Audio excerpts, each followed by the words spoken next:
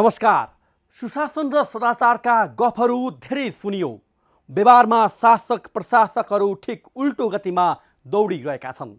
कहिले नुनमा मिलोमतो, कहिले तस्करीको सुनमा, कहिले ओम्नीसँग साँठगाँठ, कहिले एटीसँग, कहिले विमान खरिदमा त कहिले प्रिन्टिङ प्रेस खरिदमा, स्वदेशीदेखि विदेशीसँग कमिसन, कहिले पूर्वराज परिवारको जग्गामा नजर त कहिले सार्वजनिक प्रति अनि गुठीको जग्गामा, हुँदा हुँदा शासकीय नेतृत्व अर्थात् प्रधानमन्त्री बस्ने सरकारी निवास बालुवाटारकै जग्गामाथि गिद्धे नजर। यी केही घटना र तथ्यहरूले हाम्रा शासक र प्रशासकहरू कस्ता थिए छन् भन्ने उजागर गरेका छन्। यहाँ गफमा विकास र समृद्धि जपिन्छ अनि पद र शक्तिमा पुगेपछि लाभको खोजी हुन्छ, कमिसनको चक्कर चल्छ अनि राजनीतिक वृत्तमै हल्ला चल्छ। राम्रा होइन, हाम्रालाई प्राथमिकता दियो। यसको मुख्य कारण नै लेनदेन थियो, अझ पनि भइरहेको छ। मुख्य सचिव बन्नै राजनीतिक लबिङ चाहिने देशमा प्रधानमन्त्री र मन्त्री बन्न त ठुलै कोसिस चाहिन्छ। हुन त चुनाव लड्न नै करोडौँ लगानी गर्नुपर्छ।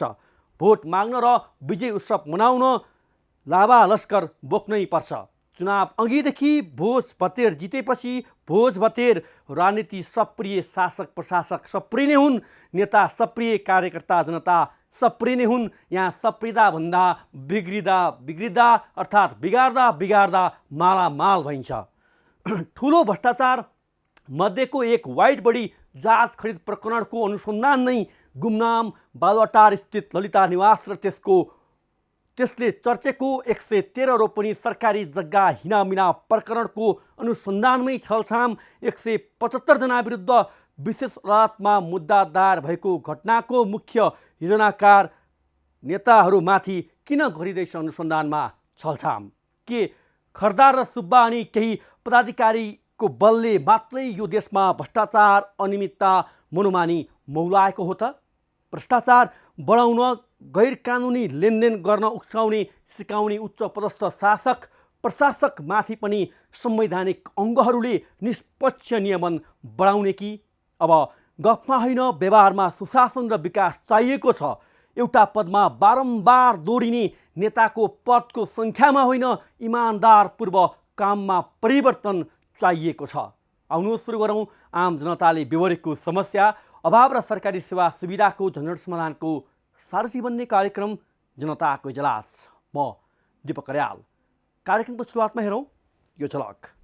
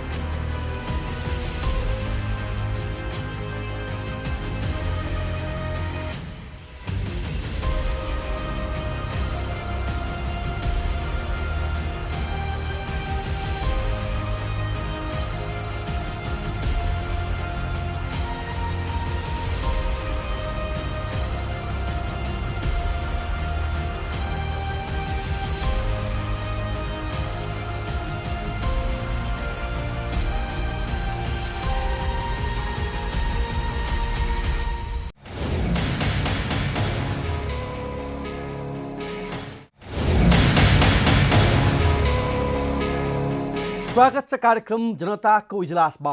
आज हामी 1 वर्षअघि किनेर ल्याइएका 2वटा रेल सञ्चालनमा नआउँदै कवाडी बन्न थालेको बारेको विशेष रिपोर्ट, बारम्बार अवरुद्ध बन्ने गरेका सीमा नाकाको दीर्घकालीन व्यवस्थापनमा राज्यकै उदासीनता बारेको रिपोर्ट र फलामे डन्डी उद्योगमाथि राज्यले लिएको विवेदकारी नीतिले उब्जाएका विभिन्न सभा समितिको रिपोर्टसहित उपस्थित भएका छौँ।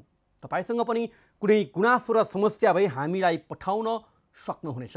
तपाईहरुका जानकारीलाई हामी कार्यक्रममा उच्च प्राथमिकता दिनेछौँ। अब आजको पहिलो विषय, शासकीय व्यवस्थामा गुण पनि हुन्छन्, दोष पनि।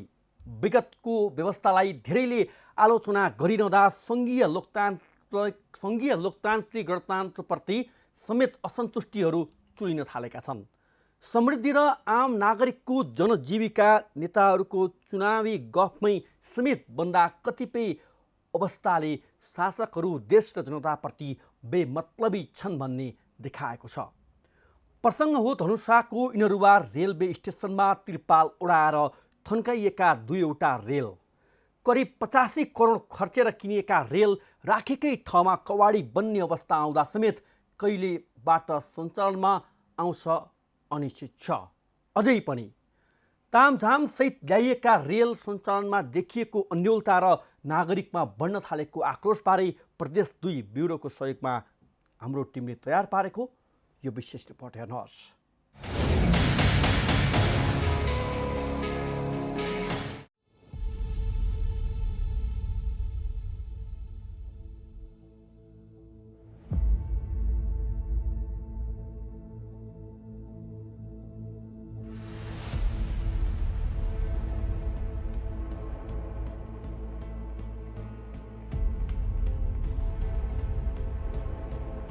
यो 1 वर्षअघि नेपाल ल्याएर थन्काएर राखिएको रेलको पछिल्लो अवस्थाको दृश्य हो।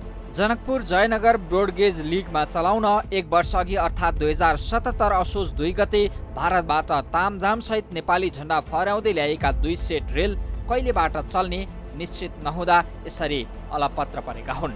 भारतीय कम्पनी कोकण रेलवे कर्पोरेसनबाट ल्याइएका रेल 1 वर्षदेखि धनुषाको इनरुवा रेलवे स्टेसनमा त्रिपाल उडाएर थन्काइएको छ। रेलमाथि उडाएका त्रिपाल च्यातिएका छन् भने पाट पूर्जामा समेत खिया लाग्न थालेको छ। गत वर्ष असोज 3 गते नेपाल सरकारले ल्याएको रेल अहिले 1 वर्ष बितिसक्दा पनि रेल सञ्चालनमा आउन सकेको छैन। रेल सञ्चालनमा नआउँदा अहिले रेलका अधिकांश भागहरू बिग्रिने अवस्थामा देखिएको छ। मेरो पछाडि यो दृश्य यो नेपाल सरकारले ल्याएको रेलको दृश्य हो, जुन अहिलेसम्म सञ्चालनमा नआउँदा अहिले रेलका धेरै पूर्वाधारहरू खिया लाग्ने र बिग्रिरहेको अवस्थामा देख्न सकिन्छ। त्यसैगरी रेलका लिकहरूमा पनि खिया लागेको अवस्था छ र अहिले रेल सञ्चालनको लागि नेपाल सरकारले सञ्चालनमा ल्याउनको लागि कुनै ठोस निर्णय नभएको अवस्था छ। 84 करोड 65 लाख रुपियाँमा खरिद गरेर ल्याइएको रेल पटक पटकको भाकामा समेत चल्न नसकेर अलपत्र परेको देख्ने स्थानीयहरू सरकारसँग आक्रोश र असन्तुष्टि पोखिरहेका छन्। नेपाल रेलवे कम्पनीले विगतमा नेपालमा रेल आइपुगेको 2 महिनाभित्रै कानुनी प्रक्रिया पूरा गरी जनशक्ति राखेर चलाउने आश्वासन दिए पनि कहिले पूरा हुने अनिश्चित बनेपछि स्थानीयमा असन्तुष्टि चुलिएको हो।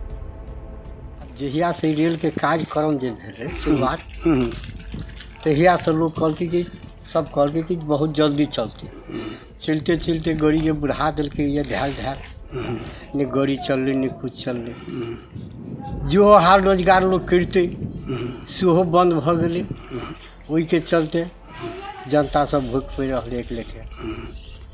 हाल रोजगार नहीं पबै है। जयनगर जेते, जनकपुर जेते, काठमांडू जेते सब बंद भ गेलै। वही के लगा सरकार ठप कर दिलखिन गाड़ी के। वही गाड़ी के प्रयोग कर चाही कि चलब के नहीं चलाबे रहल है। ढाल ढाल गाड़ी बेकार हुई है, सड़े सुरक्षा नहीं भ रहल है।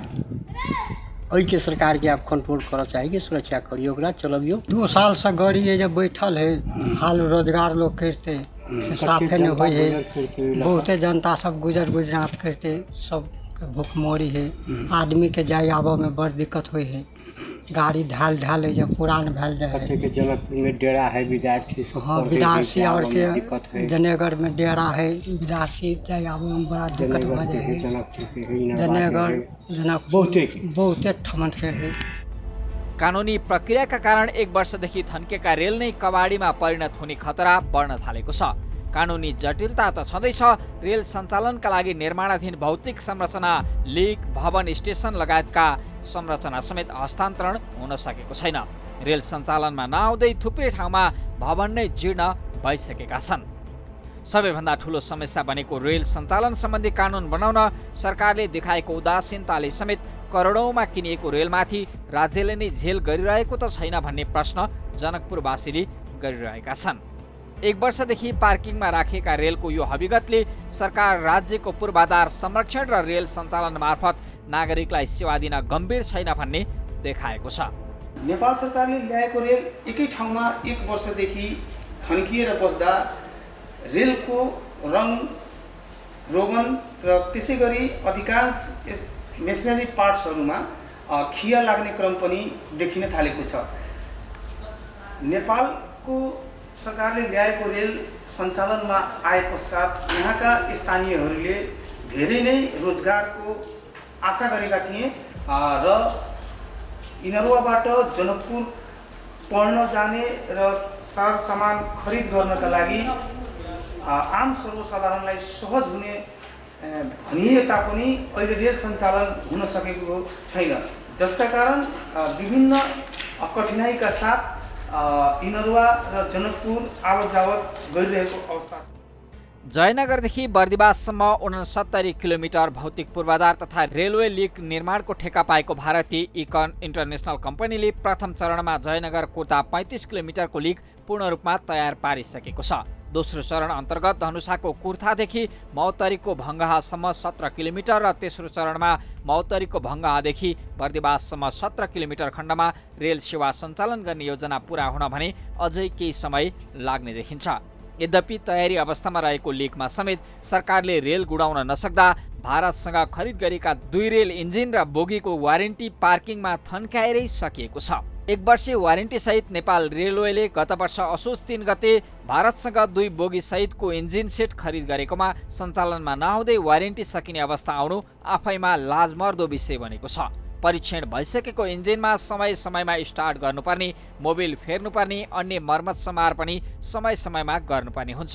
जनकपुरको पार्किङमा 1 वर्षदेखि बन्द अवस्थामा राखिएका इन्जिनमा समेत अनेकौं प्राविधिक गडबडी समेत आइसकेका छन्।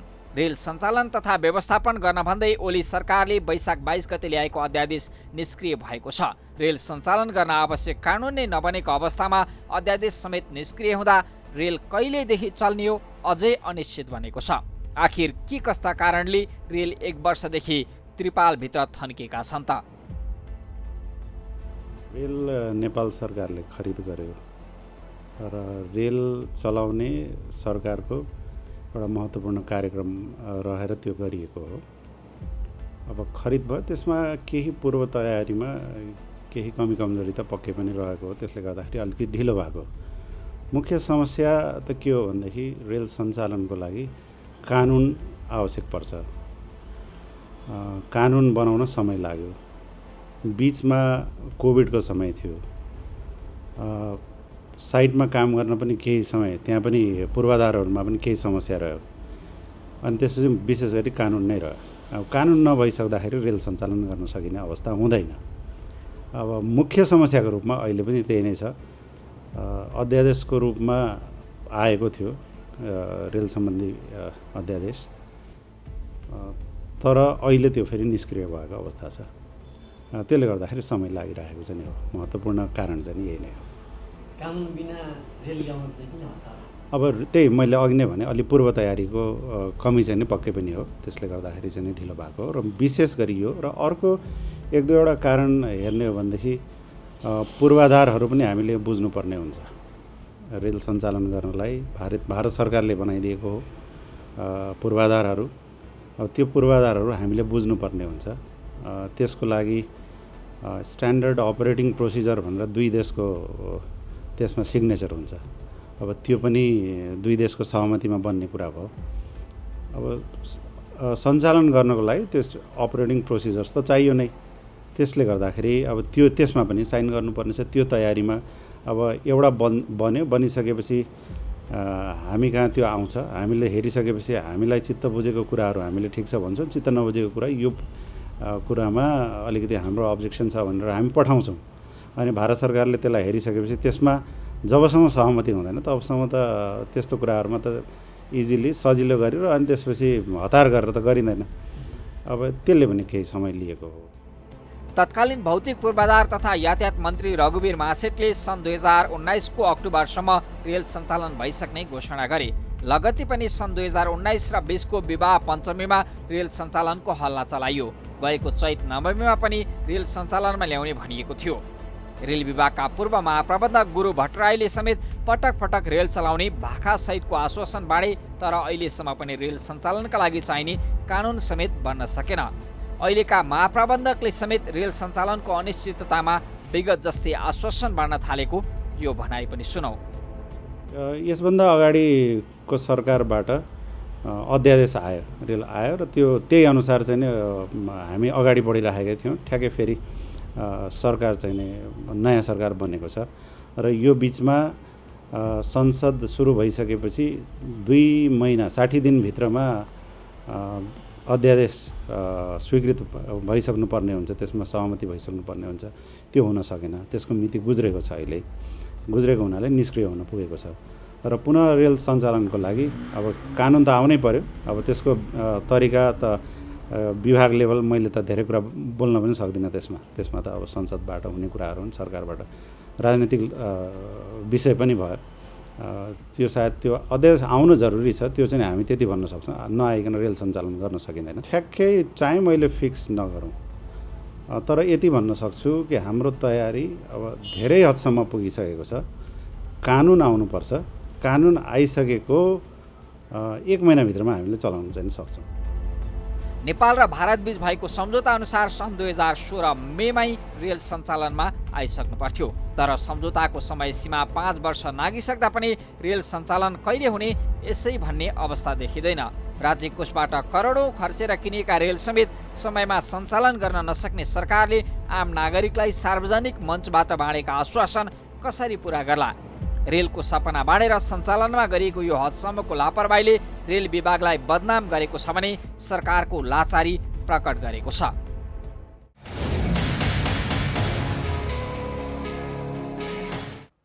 हो, विगतमै पनि जनकपुर जयनगर क्षेत्रमा रेल चल्थ्यो। लामो समयसम्म तराई क्षेत्रका नागरिकले रेल सुविधाको उपयोग गर्न पाए। राज्यको व्यवस्थाले रोकेको रेल सेवा फेरि सुरु हुने खबरले खुसी बनेका नागरिकलाई निराश बन्नबाट रोक्न सरकार गम्भीर बन्नुपर्छ।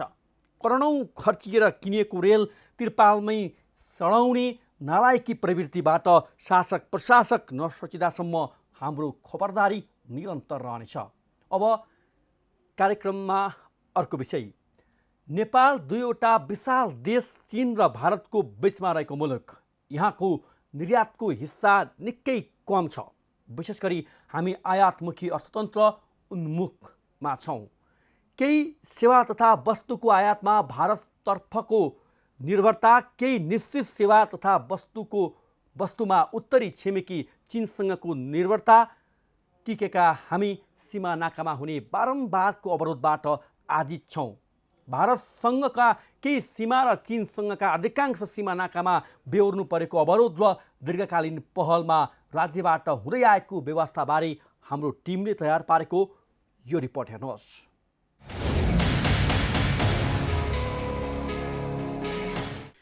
सरकारले मङ्गलबार दक्षिणी सबै सीमा नाका खुला गर्ने निर्णय गरे पनि स्थानीय प्रशासनले जानकारी नै नआएको भन्दै नाका खुलाएका छैनन्। नाका खुल्यो भन्ने समाचार सुनेर सवारी साधन लिएर नाका पार गर्न पुगेका नेपाली र भारतीय नागरिक सीमाबाटै फर्किरहेका छन्। कपिल वस्तुका 2 नाकामा सरकारी निर्णयको प्रभाव परेको छैन। नाका खोल्ने निर्णय गरे पनि बुधबार, बिहिबार र शुक्रबार पहिलेकै जस्तो अवस्था नाकामा देखियो। 2 नाका कृष्णनगर र मर्यादापुरमा छेउछाउबाट सर्वसाधारण आवत जावत गरिरहे पनि निजी र भाडाका सवारी साधन रोकिएका छन्। स्थानीय प्रशासनले माथिल्लो निकायबाट निर्देशन नआएकाले नाकामा पुरानै नियम लागू भएको बताइरहेका छन्। सिसिएमसीको निर्णय अनुसार सिफारिस अनुसार नेपाल सरकारले नेपालभरिका भारतसँग जोडिएका स्थलगत मार्गहरूका 13 नाकाहरूबाट नेपाली भित्रनलाई खुला गरेको अवस्था थियो र छ भने अहिले पनि नेपाली बाहेक अन्य विदेशी नागरिकहरू ती 13 नाकाभन्दा अन्यत्रबाट भित्र प्रवेश गर्न पाएको छैन। रूपन्देहीको बेलहिया नाका हुँदै गाडी लिएर 10 गजमा पुगेका सर्वसाधारणलाई पनि फिर्ता पठाइएको छ। भारतबाट गाडी, मोटरसाइकल र रिक्सा नेपालतर्फ आइरहेकोमा तिनलाई भारतीय सुरक्षाकर्मीले 10 गजाबाटै फर्काइरहेका छन्। केहीलाई 10 गजामा पार्किङ गराउँदै आइएको छ। नाकाबाट ओहोरदोहोर गर्नेहरूको संख्या सरकारको निर्णयसँगै वात्तै बढे पनि सीमा नाका पार गर्न पाएनन्। बाँकीमा पनि चल्तीका नाका खोल्ने सरकारी निर्णय कार्यान्वयनमा अन्यल देखिएको छ। नेपालगञ्जको जमुना नाका भएर नेपाली सवारी साधन भारत प्रवेश गर्न पाएका छैनन्। सरकारी निर्णय कार्यान्वयन नहुँदा पेट्रोलियम पदार्थ बोक्ने नेपाली गाडी बाहेक सवारी साधन भारत चल्न पाएका छैनन्। नेपालगञ्ज सीमासँग जोडिएको सीमावर्ती भारतीय बजार रुपैयाँ, साइकल, रिक्सा र मोटरसाइकल समेत चल्न पाएका छैनन्। कृष्णनगर नाका मुलुकको ठुलो भन्सार नाकामा पर्छ।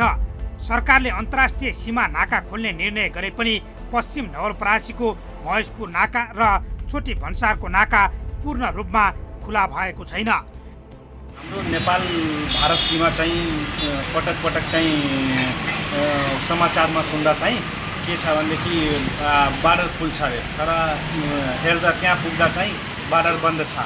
कहिले खुल्ने होला र बार्डर? यो समाचारमा मात्रै सीमित हुने हो कि नेपाल सरकारले निर्णय गरेर त्यो चाहिँ लागू गर्ने हो?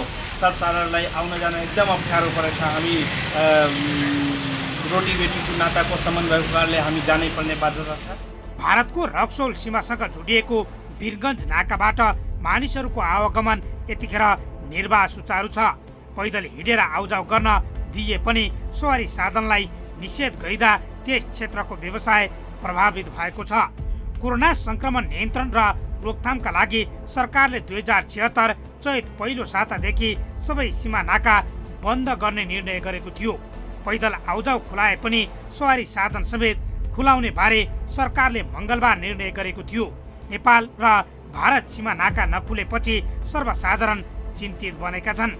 तर गृह मन्त्रालय भने नाकाका जिल्ला प्रशासन कार्यालयलाई पत्राचार गरिसकेको बताएको छ। स्वास्थ्य मापदण्ड पालना गरी आवत जावतमा सहज बनाउन केही दिन लाग्ने गृह मन्त्रालयका प्रवक्ता फणेन्द्रमणि पोखरेल बताउँछन्। यो निर्णय नै अलिकति ढिलो आएको हो है। हामीले हिजो मात्रै प्रमुख जिल्ला अधिकारीहरूलाई एउटा चिठी पठाएको छ निर्णय पढेर कार्यान्वयन गर्नु भनेर। तर हामीलाई के फिलिङ हुन्छ नि, दुईटै मनोविज्ञान हुन्छ कि हामीलाई मनोविज्ञान के एउटा पहिलो मनोविज्ञान के भन्ने मलाई लाग्छ, मलाई लागेको कुरो नाका खुलो भनेपछि हामी निष्पिक्री घुम्न पायौँ, निष्पिक्री आउन जान पायौँ भन्ने होइन। त्यहाँ पनि हेल्थ प्रोटोकल यो पालना गर्नु भनेर हाम्रो यो निर्देशिकाले त्यो आदेशले भनेको छ। अब र के अरे त्यो हेल्थ चेकअप गर्ने सबै व्यवस्था गर्नु भनेको छ। तर अब पब्लिकको भनाइ निष्पिक्री खुलो भन्ने पर्यो, तर निष्पिक्री होइन। हामीले केही लिमिटेसन राखेर पर्यटन मन्त्रालयले बनाएको निर्देशिका हो, क्याबिनेटबाट स्वीकृति भएको छ, कार्यान्वयन गर्ने क्रममा हाम्रोमा आएको छ। हामीले सबै जिल्ला प्रशासन कार्यालयलाई लेखेर पठाएका छौँ। त्यस कारणले गर्दाखेरि त्यो स्वास्थ्य प्रोटोकल चाहिँ पालना गर्नै पर्छ भन्ने छ। पिसिआर चेक अथवा एन्टिजेन चेक अथवा के अरे जस्तो उहाँहरूले खोप लागेको प्रमाण त्यो देखाउनै पर्छ। अब त्यो व्यवस्थापन नहुन्जेल त सहज नहुन सक्छ नि। जस्तो अब हुनसक्छ जस्तो हाम्रो युजुअल्ली चलिरहेका नाकामा व्यवस्थापन पहिलेदेखि नै थियो, नयाँ नाकामा ती व्यवस्थापन गर्न त टाइम लाग्न सक्छ। जस्तो हेल्थ प्रोटोकल पालना गर्न त त्यहाँ मेन पावर खटाउनु पर्ने होला, त्यही अनुसारको अब अरू यो एन्टिजेन चेक गर्ने, त्यसपछि त्यो प्रमाणपत्र हेर्ने मान्छेहरू राख्नुपर्छ होला, त्यसले गर्दा समस्या परेको। अर्कोतर्फ नेपालको उत्तरी नाका ठप्प हुँदा समेत सरकारले चासो नै देखाएको छैन। भौगोलिक सहजताका कारण भारतसँग सीमा नाकाबाट निरन्तर आयात निर्यात हुँदै आए पनि चीनसँगको कारोबार ठप्प जस्तै छ। नेपाल र चीनबीच 1414 किलोमिटर लामो सीमा रेखामा अहिले 6 वटा नाका सञ्चालनमा रहे पनि दुई देश बीचको द्विपक्षीय व्यापार भने 2 वटा नाकाबाट मात्रै हुन्छ। रसुवागढी र तातोपानी नाकाको स्तर उन्नतिसहित थप 4 नाका हुम्लाको यारी, मुस्ताङको कोरला, सङ्खुवा सभाको किमन्थाङ र ताप्लेजुङको ओलाङचुङ गोला सञ्चालनमा आएर दुई देश बीचको व्यापारलाई विस्तार गर्ने भनिएको पनि वर्षौं बितेको छ। आफ्नो पहिलो नेपाल भ्रमणका क्रममा एक सन्देश जारी गर्दै चिनिया राष्ट्रपति सी जिनपिङले हिमालय वारिपारीको बहुआयामिक कनेक्टिभिटी सञ्जाल निर्माणमा जोड दिएका थिए। चिनिया राष्ट्रपतिको नेपाल भ्रमणसँगै नेपालमा उत्तरतर्फको ढोका थप उग्रिने विश्वास सरकारी स्तरबाटै व्यक्त भएको थियो। तर अहिलेसम्म कुनै ठोस उपलब्धि नेपालका लागि मिल्न सकेको छैन। एउटा हामीले नै खुलायौँ, उताबाट के छ भन्ने कुरो चाहिँ त्यो हाम्रो आफ्नो पक्षबाट मात्रै गरेको छ।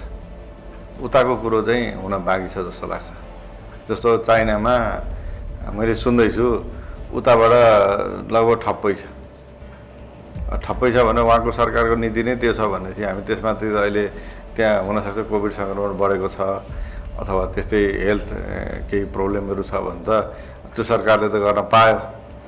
तर हाम्रोमा पनि ठप्पै गर्न खोजेको त होइन, तर हेल्थ चेकअप भएका हेल्थ प्रोटोकल पालना गर्ने मान्छेहरू चाहिँ आउनु है भन्ने सोचाइ हो।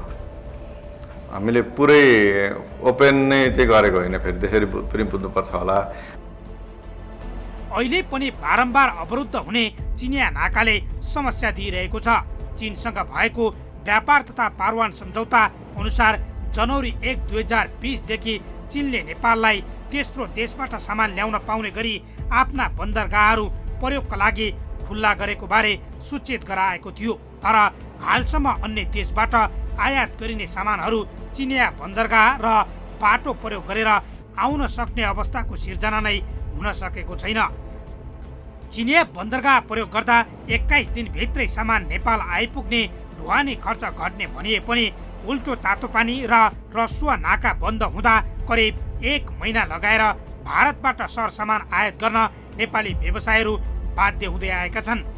2072 सालको भूकम्पले तातोपानी नाकाका पूर्वाधार काम नलाग्ने बनाएपछि विकल्पका रूपमा प्रयोग गरिएको रसुवागढी नाका समेत विगत लामो समयदेखि ठप्प छ। यी दुवै नाकाको झमेला र शास्तिले चीनसँगको व्यापारमा जोडिएका नेपालका व्यवसायीहरू पलायन हुने अवस्थामा पुगेका छन्।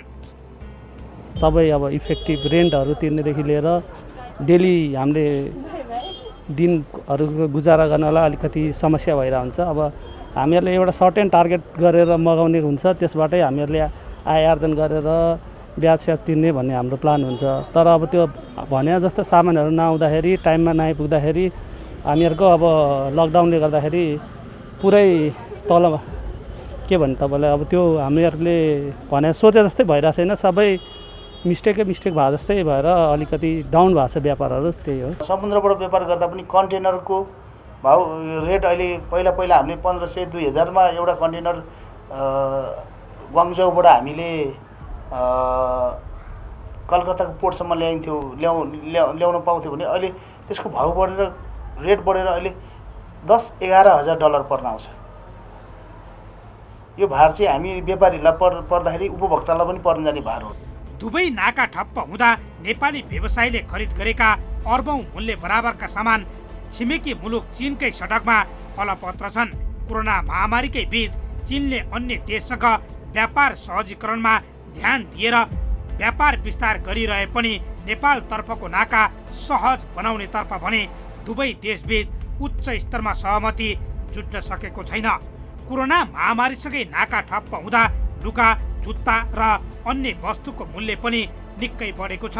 अहिले दैनिक 8-9 वटा साना कन्टेनर मात्रै केरुङ नाकाबाट आइरहेका छन्। सामुद्रिक क्षेत्रको आयात भारतमुखी मात्रै भएको अवस्थामा चीनतर्फको आयातले समेत विस्तार पाउने भनिँदै गर्दा मुख्य उत्तरी नाका तातोपानी विगत 6 वर्षदेखि नै पूर्ण रूपमा सञ्चालनमा आउन सकेको छैन।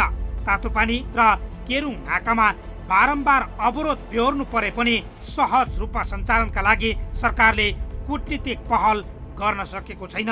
सरकारको व्यवस्थाका कारण समेत चीनतर्फको आयात बढी भएका लत्ता कपडा, इलेक्ट्रोनिक सरसामान तयारी, फर्निचर लगायतको व्यवसायमा जोडिएका व्यापारीहरू सबैभन्दा बढी मारमा परेका छन्। व्यवसायीले आफ्नै पहलमा नाका खुलाउन पहल गरे पनि सरकारको तर्फबाट दीर्घकालीन पहल कहिले हुने अझै अनिश्चित देखिएको छ।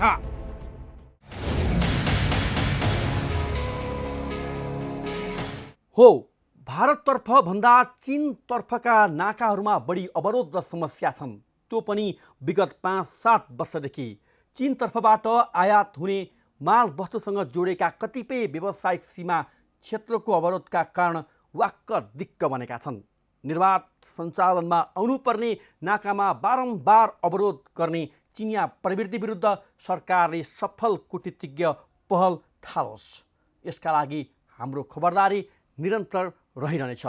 अब एकैछिन विश्रामपछि फलामे डन्डी उद्योगमाथि राज्यले लिएको विभेदकारी नीतिले उब्जाएका विभिन्न सवाल समितिको रिपोर्टसहित उपस्थित हुनेछौँ।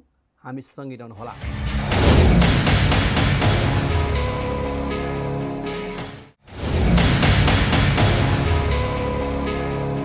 विश्रामपछि स्वागत छ। तपाईँ हेर्दै हुनुहुन्छ कार्यक्रम जनताको इजलास। सरकारको नेतृत्व जुन कुनै पार्टीको जो कोही नेताले गरून्, यसमा नागरिकले पछिल्लो समय चासो लिन छाडिसके। तर हरेक नागरिकको चाहना छ शासकहरू सबैका साझा हुन्, कसैमाथि आस्थाको आधारमा काखा र पाखा नहोस्। तर यहाँ हरेक क्षेत्रमा राजनीति हुन्छ, त्यो पनि पक्षधरताको हो। अर्थमन्त्री जनार्दन शर्माले बजेट जारी गर्ने क्रममा एउटै प्रकृतिको व्यवसाय गर्ने फलामे डन्डी उत्पादक उद्योगमाथि विभेदपूर्ण नीति अख्तियारी गरे। नाफामा चलेका ठुलाहरूलाई हचुवामा भन्सार छुट र ठुलो सङ्ख्यामा रहेका साना व्यवसायलाई कच्चा पदार्थ आयातमै भन्सार शुल्क वृद्धि गरेपछि अहिले चौतर्फी विरोध भइरहेको छ। अर्थमन्त्रीले डन्डीमा लिएको विभेदकारी पक्षधरता र व्यवसायमा समेत देखा परेको विभाजनबारेको यो रिपोर्ट अबका क्रममा।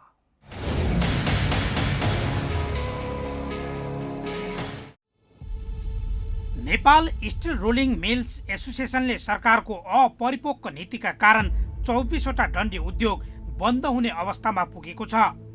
सरकारले मर्कामा पारेको भन्दै तयारी बिलेट आयात गरेर फलामै डन्डी उत्पादन गर्ने 24वटा उद्योगले सरकारलाई उद्योगको साँचा बुझाउने तयारी समेत गरेको छ।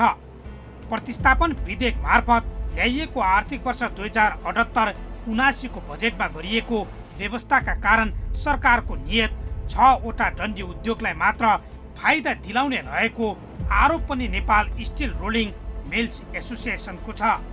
साथै सरकारले आर्थिक ऐनमा संशोधन गर्दै सञ्चालनमा रहेका अन्य 24 उद्योगलाई बन्द गर्ने अवस्थामा पुर्याउन खोजेको आरोप पनि लगाइँदैछ। सरकारले स्वदेशी उत्पादनलाई प्रोत्साहन गर्न कच्चा पदार्थ स्पन्ज आइरनमा लाग्दै आएको भन्सारलाई 0% झारिदिएको छ। त्यही अनुरूप स्वदेशी उत्पादनमा अन्त शुल्क नलाग्ने व्यवस्था समेत गरेको छ। तर सोझै तयारी बिलेट आयात गर्दा 4.75% भन्सार र प्रति किलो ₹2.50 अन्त शुल्क तिर्नुपर्ने हुन्छ। सरकारले तयारी बिलेटको आयातमा भन्सार दर यथावत राख्दै अन्त शुल्कमा प्रति किलो ₹1.65 बढाएपछि भारतबाट बिलेट आयात गरेर डन्डी बनाउँदै आइरहेका उद्योगीहरू विरोधमा उत्रिएका छन्। नेपाल स्टिल रोयल मिल्स एसोसिएसनका संस्थापक अध्यक्ष प्रदीप कुमार श्रेष्ठ सरकारले नियतवश 24वटा उद्योग बन्द गराउन खोजेको आरोप लगाउँछन्। सरकारको भनाइमा के तथ्यता छैन भने हामीले छुट मागेको बिलेट बनाउनलाई है। पहिला सुरु हजुरले के बुझ्नुहोस् भने आज धागो पछि बल्ल कपडा बन्छ, कपडा पछि गार्मेन्ट बन्छ। त्यस्तै हाम्रो चाहिँ हामीले कच्चा पदार्थ स्पन्ज आइरन मगाउने हो, त्यो स्पन्ज आइरनबाट हामीले चाहिँ बिलेट बनाउने हो। त्यो बिलेट हामीले बिलेटै पनि बेच्छौँ। नयाँ व्यवस्थाले स्पन्ज आइरन लगाएर स्वदेशमै बिलेट उत्पादन गरी बनाइने डन्डीको तुलनामा विदेशबाट बिलेट ल्याएर तयारी पारिने डन्डीको मूल्य प्रति केजी 8 देखि 10 रुपियाँसम्म महँगो पर्नेछ। व्यवसायी श्रेष्ठका अनुसार यो संशोधनले 6 वटा फलामी छड उद्योगलाई मात्र लाभ पुग्ने तथा 24 वटा उद्योग बन्द हुने अवस्था आउन सक्ने बताउँछन्। साथै 24 वटा उद्योग बन्द भएको खण्डमा बजारमा टिएमटी डन्डीको अभाव हुने र केही घरानिया उद्योगहरूलाई मात्र फाइदा पुग्नेछ। नियत बसै गर्यो भनेर आफूले थाहा नपाएको चिजले भन्न त भन्दिनँ, तर जे जसरी भए तापनि अब त हचघचायौँ नि हामीले, अब त भन्यो नि यो फरक छ, अब हामी जीवित हुँदैनौँ, हामी मर्छौँ, हामी बन्द हुन्छ, यो 100 अरबको लगानी डुब्छ, ब्याङ्क डुब्छ, हामी डुब्छौँ भनेर भनेपछि सरकार त झस्किन त पर्यो नि। स्टिल रोलिङ मिल्स एसोसिएसनले सञ्चालनमा रहेका धेरै उद्योग बन्द हुने हुँदा संशोधन ऐनको व्यवस्था फिर्ता लिन सरकारसँग माग गरिरहेको छ। एसोसिएसनका अनुसार 24 उद्योगमा 1 खर्ब भन्दा बढी लगानी हुनुका साथै 10,000 जनाले प्रत्यक्ष रोजगारी पाइरहेका छन् भने 150 मेगावाट विद्युत खपत भइरहेको छ।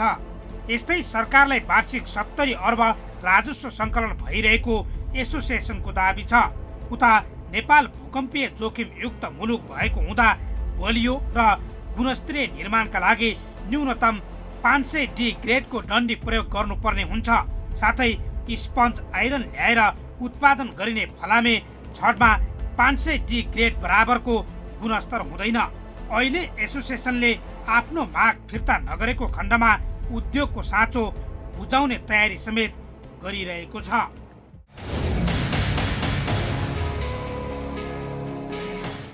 हो, एउटै प्रकृतिको व्यवसायमा अख्तियारी गरिएको फरक फरक नीतिले प्रश्न उब्जाउनु स्वाभाविक हो। ठुला पेसावाला र पहुँचवालाहरूलाई काखी च्याप्ने र सानाहरूमाथि अन्याय गर्ने अर्थमन्त्रीको कदम सच्चिनुपर्छ। स्वदेशमा उत्पादकत्व बढाउने नाममा करोडौँ अर्बौँ लगानी गरेका व्यवसायमाथि गरिएको अन्याय चाहे आर्थिक प्रभाव र दबावमा होस् वा सकारात्मक उद्देश्यले गलत नै छ। राज्यको विभेदकारी नीति विरुद्ध हाम्रो खबरदारी जारी रहनेछ। यी र यस्ता कुनै पनि पीडा व्यथा र गुनासोमाथि कार्यक्रम जनताको इजलास मार्फत निरन्तर खबरदारी गरिरहनेछौँ। व्यवसायले नीति नियम मिचेर गरेका बदमासी, जनताको गुनासो र कथा व्यथासँगै सरकारी निकायबाट दिने सेवा प्रभावमा भइ गरेका कमजोरी केलाएर हामी सुधारको प्रयास कार्यक्रम मार्फत खोज्नेछौँ। तपाईँ हामीलाई आफूले बेहोरेका समस्या र गुनासो स्क्रिनमा देखाइएको टेलिफोन नम्बर र इमेल ठेगानामा टिपाएर वा पठाएर समस्या समाधानको साझा आवाज बन्न सक्नुहुनेछ। हवस् त, आजका लागि जनताको इजलास यति नै। फरक विषयवस्तु र तपाईँहरूकै गुनासोसहित अर्को कार्यक्रममा पुनः उपस्थित हुनेछौँ। प्राइम टाइम्स टेलिभिजन हेर्दै रहनुहोला। नमस्कार।